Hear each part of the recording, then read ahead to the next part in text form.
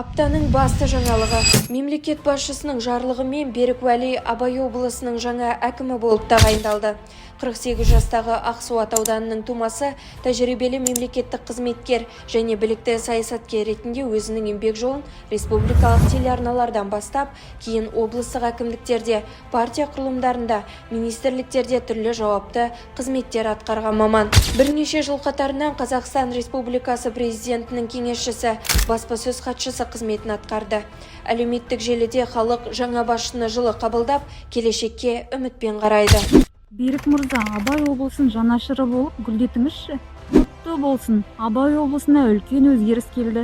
Берік Уәли бауырымызға қолдау көрсетіп, еңбегіне жеміс тілейік. Абай облысы көркейе берсін. Жаңа қызметі жемісті, абыройлы болсын. Елде қаңтарылып тұрған шаруалар шаш етектен. Абай елін көркейтуге қабілет қарымы жететініне сенемін. Мықты, сауатты азамат, Семейді көркейтуге атсалысады деген ойдамын.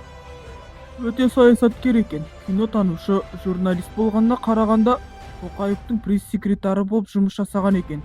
Ең бастысы Семейімізді жаңартып, жаңғыртса екен. Қош келдіңіз Абай облысына. Алдыдағы бастан асатын жұмыстарыңызға тек сәттілік тілейміз. Шығысқа өзінен шыққан адамдар бастық болғаны дұрыс.